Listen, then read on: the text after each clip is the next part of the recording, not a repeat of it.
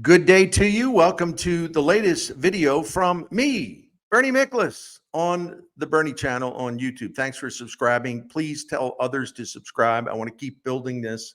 The early results have been fantastic. Thank you for all your comments and your thumbs up support. It's great stuff. In case you're wondering, my new hats that arrived, I've been using them, showing them off a little bit. That's Satchel Paige, St. Louis Browns colors. It's like a tribute cap to Satchel Paige, one of the most intriguing baseball players of all time. What a personality. All right, today I want to get right down to it. What will happen if the Cardinals replace Oli Marmol after the season? Now, I want to say this up front. I think in some ways it's not fair to Marmol for me to be talking about this. He still has a job. Not only that, he is under contract through the end of the 2026 season. So I want to note that. But here's what it is. Like you say, well, it's a little inappropriate. The guy hasn't been fired. He may keep his job. He may not. But until we know, why even float the idea of bringing in a replacement. Okay, fair enough. But here's the deal. This has been on my mind. I think about things in advance. I also see a lot of your comments about what you would like to see the Cardinals do. So if this has been on my mind, and I've been giving it a lot of thought, a scenario in which the Cardinals would replace Oli Marmol, it may not be fair to him in a way to talk about it.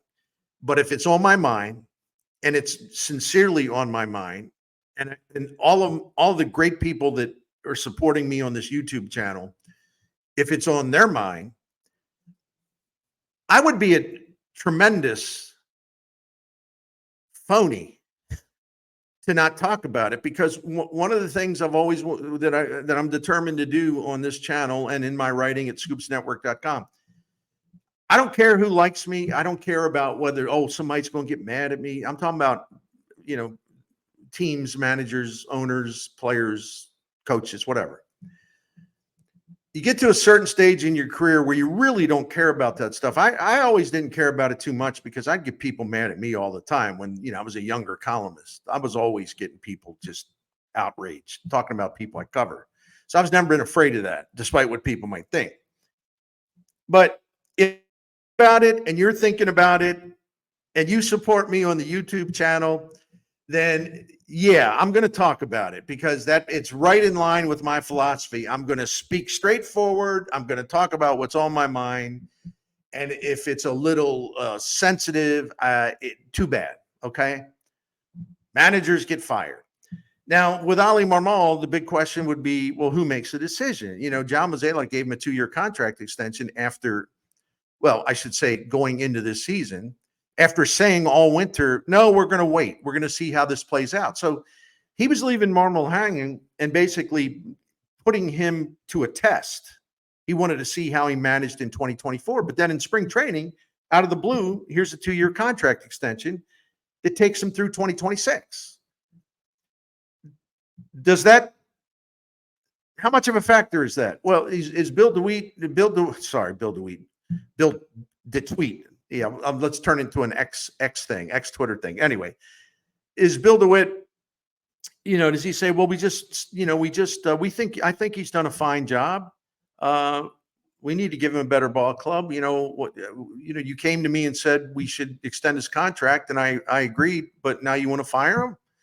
I could see where an owner would be kind of like, what's going on here? Well, if Bill would ever be in that hypothetical situation, the question would be, well, why do you still have faith and confidence in this guy who told you, among other reasons, he told you, no, Oli's going to have to prove himself in 2024 after last season.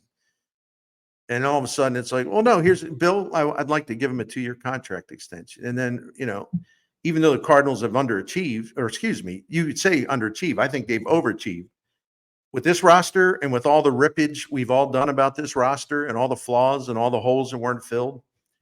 If we're criticizing the roster and we're criticizing the way the team was put together, well, Oli Marmol is vulnerable to that kind of stuff too. This is not a great job right now. And he has not been given everything he needs to have the maximum potential for success. But yeah, so if I were Bill DeWitt, I'd be real puzzled. Well, okay, you said no, he's got to go in the next season. You got to prove it. No, wait a minute, we're gonna give him 2 years. Okay, no, Bill, and now I want to fire him. Okay, crazy organization, man. So anyway, I don't know who's making the decision. If it's John Mozeliak, in theory, you would think that would give Marmol a better chance to keep his job. If Chaim Bloom takes over the baseball operation for 2025, I've always said, I don't care who it is, when someone takes over your baseball operation, they should have the freedom to choose their own manager. Does Chaim Bloom look at Oli Marmol? Does he like what he sees? Should Chaim Bloom, if he is in charge, a lot of hypotheticals, and he truly, sincerely likes what he sees from Oli Marmol, are we going to attack him, berate him, and basically write him off forever because he chose to bring Marmol back? It's a complex situation. I don't know why Bill DeWitt would leave John Mozeliak in charge, given the circumstances. The fans are as unhappy as I've ever seen. I'm talking about Cardinals baseball. And they are angry. They are disillusioned. They're not coming to the games, even though they bought tickets for the games. There's a lot of unhappy people, and you have to win their trust. You have to earn it back. And I don't know, if you're trying to win the fans back, staying the course at the top of the baseball operation, where there's been so many mistakes made and so much stagnation and getting stale and getting outdated and falling behind the times. That's another video to do, which we've talked about already, but I don't know what's going to happen. But if Chaim Bloom's in the background, as John Mozeliak has one more year before his contract expires, well, it's going to be another very unpleasant season for Cardinals baseball in terms of your fan relations. That's just the reality. Everybody knows that. But does Bill DeWitt know that, or does he care enough to say, no, we have to do this? We got to move on from Mo. So I don't know who's going to make the decision. That's number one when we talk about hypotheticals. And that's a big factor in this. All right. It's because, again, I appreciate the fact a lot of you weigh in on this just preemptively. Who you want, would you like to see, blah, blah, blah. Okay, cool. I think if you look at candidates, I think Daniel Descalso's got to get a look. By the way, I'm not endorsing anyone. If I say nice things about this candidate, that candidate, this candidate, please, with all due respect, it's like, well, Bernie can't make up his mind. You know what? I will make up my mind when I know they're going to change managers. Until then, this is all hypothetical. But I'm going to look at each candidate and tell you what I think. But I'm not giving any verdict today, okay? But you might pick up a little bit on kind of what I think is a good idea in general or not. Anyway, let me shut up. I think Descalso's got to merit some consideration. He's one of the smartest, toughest Cardinals that I covered. He was not like a gifted player athletically, or was not a great hitter per se. He was hard-nosed. He was incredibly smart. He had a great instincts for the game. And if you remember, in 2011, Game 6, and then 2012, the deciding game at Washington, Daniel Descalso came up huge.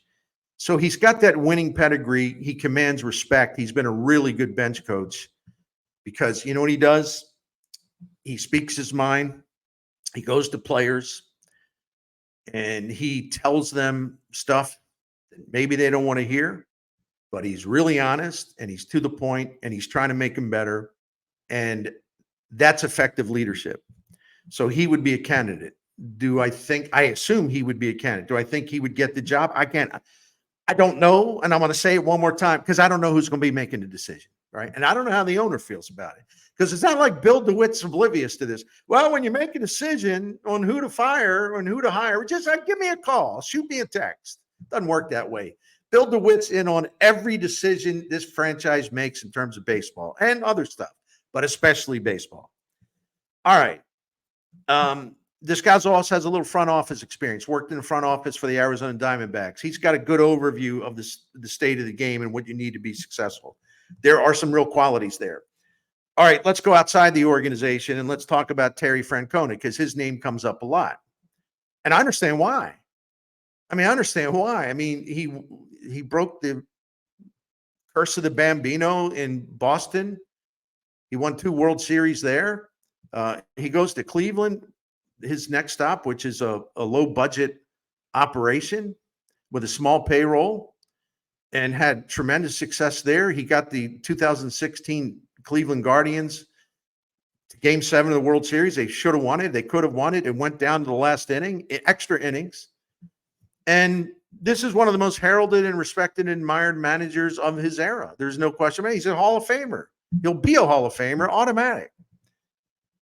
There was one report, and it comes from a radio reporter who's a dogged reporter, and he's broken stories for a long time. Bruce Levine or Levine. I don't know why I'm stumbling on which way to pronounce his name, because I know him, which is stupid of me.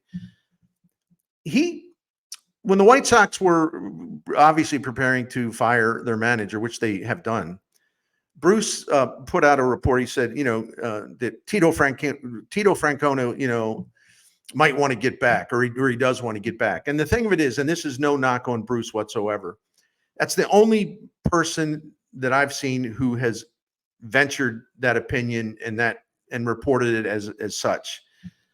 And it gives me pause, not because it's not because I think Bruce lacks credibility. It's the opposite. But Tito Francona is very wired into the national media because these people have covered him a long time. They know him well. He's comfortable with the media. If he was aspiring to get back, right? If this was something he has decided, I really want to do this, listen, final month of the season, there's going to be managerial jobs opening soon. The word would be putting out, well, Tito's feels great and he wants to get back, right? There would be there'd be a campaign, or at least kind of a get the message out operation to let every team know that might be replacing their manager, that Tito will listen to you. He's interested in returning. I haven't seen the media network kick in like that, and it's getting late in the season. So I just throw that in there for your consideration, because I'm not so sure he wants to get back. This guy, even going back to his final year in Boston or whatever, this guy, Terry Francona, has had very challenging, very serious health issues. He has managed in a lot of pain. The pain at times has become unbearable. And you remember, he would have to take a leave of absence here and there with the Guardians to go into the hospital and to kind of get, I don't know what the word is, to get things under control. And he has had almost disabling problems with his legs and other situations where just managing a team and the rigors of managing, and just the fact that, you got to be up on your feet. You got to be moving around, and you don't want to be in the dugout just racked with pain. And Tito concluded that after, going into, late in the season when he announced that he was going to retire, or it was believed he let the word out, that's probably what it was going to be. He just physically couldn't do the job anymore. And it was just the pain and the medical concerns were too much. I mean, this is serious stuff. This is nothing to just dismiss. Oh, he's all right. We don't know that. Now, I'm sure he feels better after taking a year off. And maybe he is feeling the itch to manage again, but we do not know that. And does he really want to get back into the grind? Because the grind has only complicated or intensified his health issues. Does he really, he's 65 years old, be 66, I believe, next year. Does he really want to jump back in? I don't know.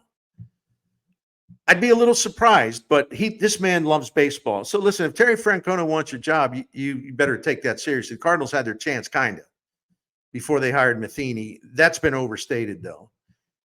Terry Francona was not ready to manage again. He's dealing with all kinds of things, and that's why he took a year off. I think the Cardinals knew that. He knew that they probably had their sights set on Matheny. But if you want to rip the Cardinals for that, whatever. I'm just telling you it's not that simplistic, the fact that they didn't hire him. There were factors on Tito's end that led to that as well. But I also think they were determined to hire Matheny. Could be the next great leader of men and all that stuff. So Tito is an X factor. I don't know what to think. He's a hell of a manager. He's a hell of a guy. He's going to be in the Hall of Fame. He's beloved. He's loved by everyone. I've heard Buck Showalter brought up. I'm sorry. I appreciate, as an old Orioles fan, the fact that he came in and got that thing going again for a while until ownership, of course, became the late Peter Angelos, and of course decided he was going to ruin everything again, whatever. He's 68 years old, and I just don't. It just doesn't appeal to me, because I think there's other ways you can go. I like Buck a lot, but that doesn't mean because I like him, oh yeah, you got to hire him, because I like him. I like him personally. No. Should they take? Yeah, they should take a look at a lot of things if they decide to change managers. All right.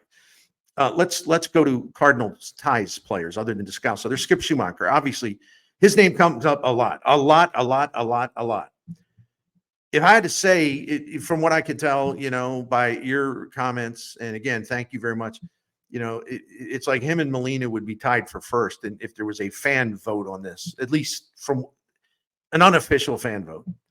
But I want you to check in on all this after the video. Tell me what you would do, who you would prefer, because I want to hear your voice on this. Well, Skip Schumacher brings a lot to the job. There's no doubt about it. First of all, he's one of the smartest players I've ever covered, and I'm using that a lot, but that's why those teams won. They had a lot of really smart players with great baseball instincts and who took it upon themselves to be leaders. Skip wasn't the most gifted athlete. He wasn't the most gifted player, but boy, did he carve out a really nice career, and boy, did he come through with some big moments and big hits, including being responsible really for creating the run that won Game 5 of the 2011 NLDS holiday versus Carpenter. Skip's a winner, and Skip has experience. He was the associate manager in San Diego, and you know why that was a really good experience for him? Because that franchise, dysfunctional at the time, they had a bad clubhouse. They had all kinds of problems. It was a temperamental team. There was infighting, and you say, well, what did he do about it? I don't think anybody could have done a damn thing about it. These managers and coaches are not all powerful, right? When you have a toxic clubhouse and a roster put together with some really, lousy personalities, you know how this benefited Skip Schumacher? Because he experienced firsthand what can happen if your clubhouse goes bad, or you don't take the time and the care to make sure you have a good clubhouse, and you're not bringing people in that are going to be disruptors and agitators and always causing trouble. He learned how to handle that. He watched the other manager, but he learned how, okay, he's thinking, this is what I would have done. Okay, now I see how this could be a problem. That was an education in itself. It is a very valuable education, because it always doesn't go smoothly for managers. You got to put out fires. You got to take preventative steps. You have to be able to read your own clubhouse and act accordingly. He got a huge class, a huge education watching all that crap going on out there. Came to the Cardinals in 2022 to be the bench coach after Matt Holliday decided, as he was right, he wanted to be there for his sons as they're preparing for the major league draft and, all that stuff. He should be. Why not? Who needs the grind of coaching when you have something so profound?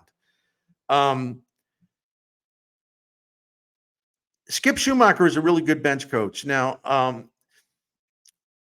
I think to an extent that's been blown out of proportion, and here's why. And I love Skip. He gets credit for a lot.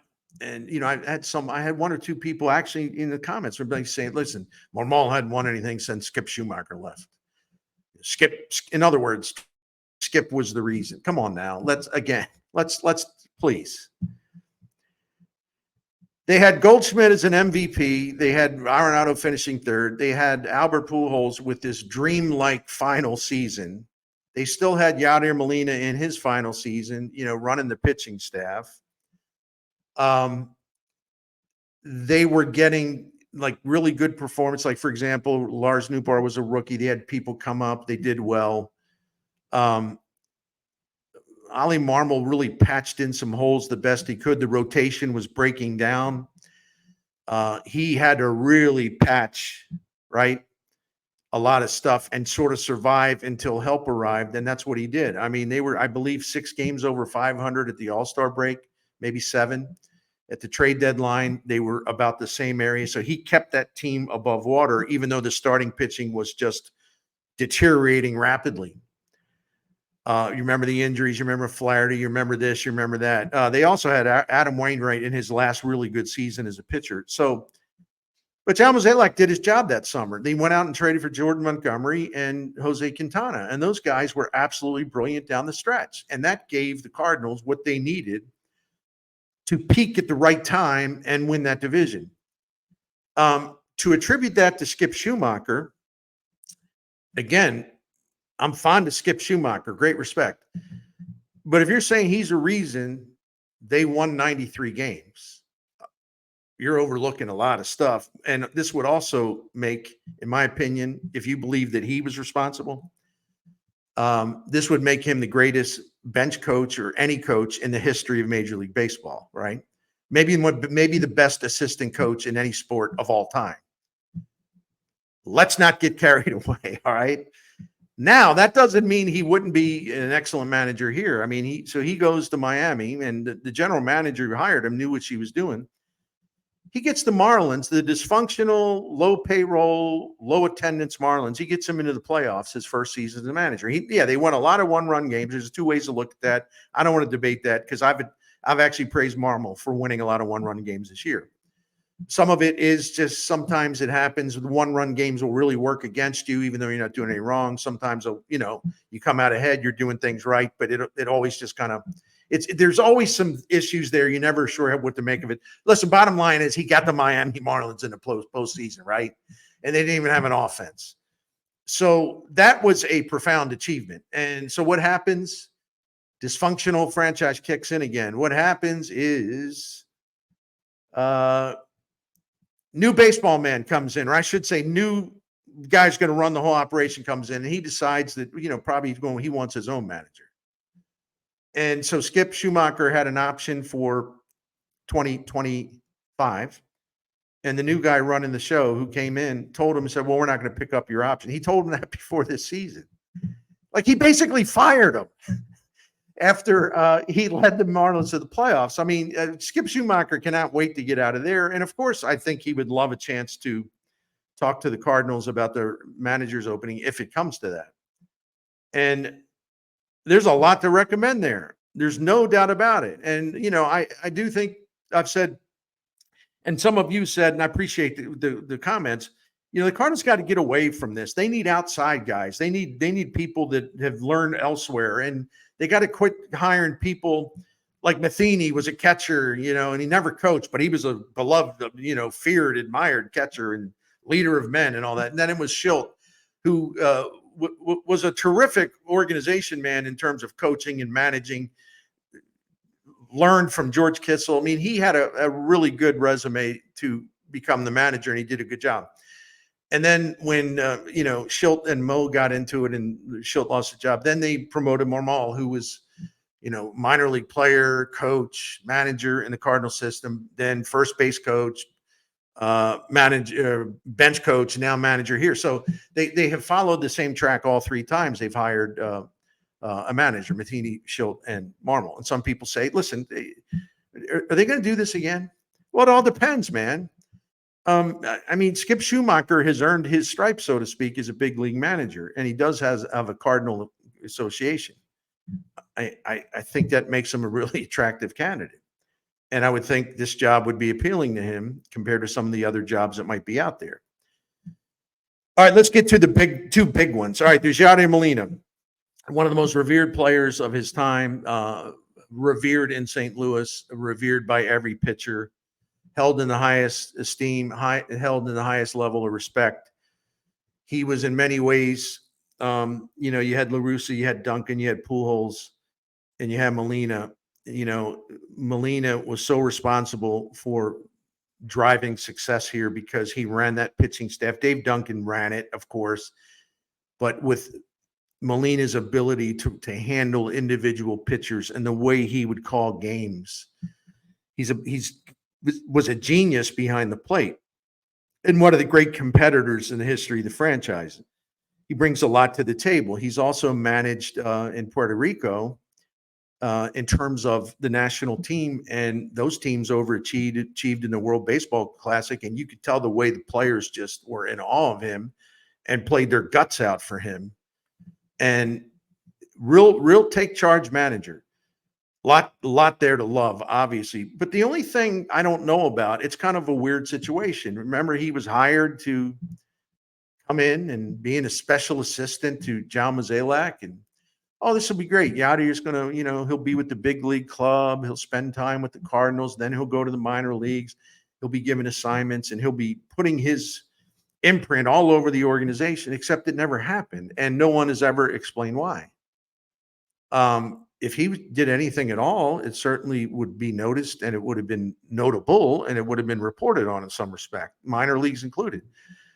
I don't know whether he, as some has theorized, he just doesn't want to work for Mozeliak. Well, if that's the case, why did he agree to have a press release out saying that he would do that? Weird situation. Is he waiting for Mozeliak possibly to be fired? I don't know. I can see why people would, sort of at least venture into that conclusion. Does he just think it's a bad situation right now and he doesn't want to be any part of it? I don't know. I don't know. I'd like to talk to Benji Molina. Maybe I should. It's just kind of weird the way he was going to be a special advisor and, this high level consultant and, going all over the place, making the Cardinals better until it never happened. So I don't know what it means. I don't know if it shapes the Cardinals' thinking of him or shapes his own thinking of the Cardinals. I do not know. But Molina obviously would be a popular candidate, and he has tremendous credentials.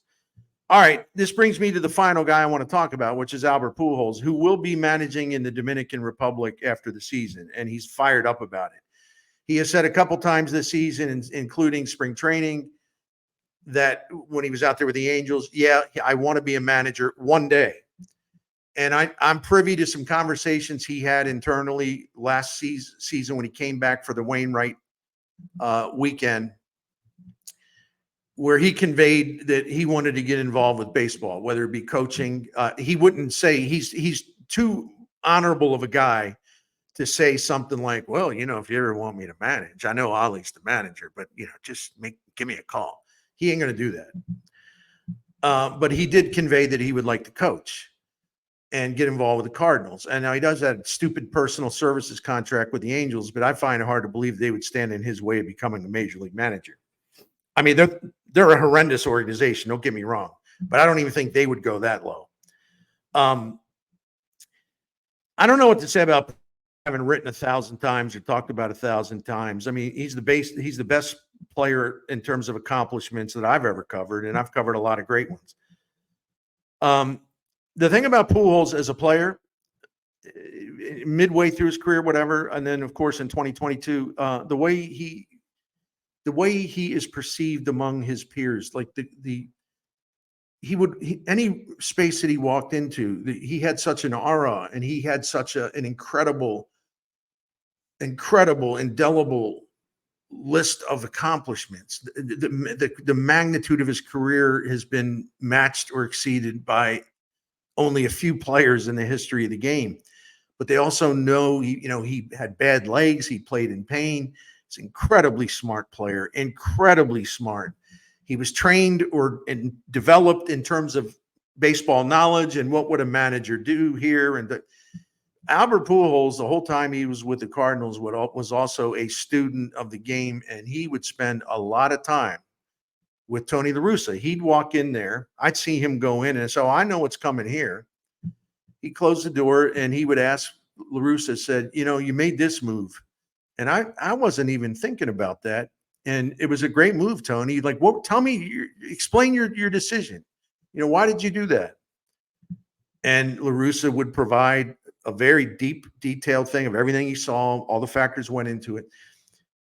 And Albert would go in there after games when something blew up on La Russa, because that happens too. And it's not always that the manager screwed up. The manager can make the right move that just happens to not work. That happens a lot in baseball all season long. So when La Russa would have a decision was great, Pujols wanted to know what he was thinking. When he had a decision that backfired, Pujols wanted to go in there and see what he was thinking. They talk ball all the time.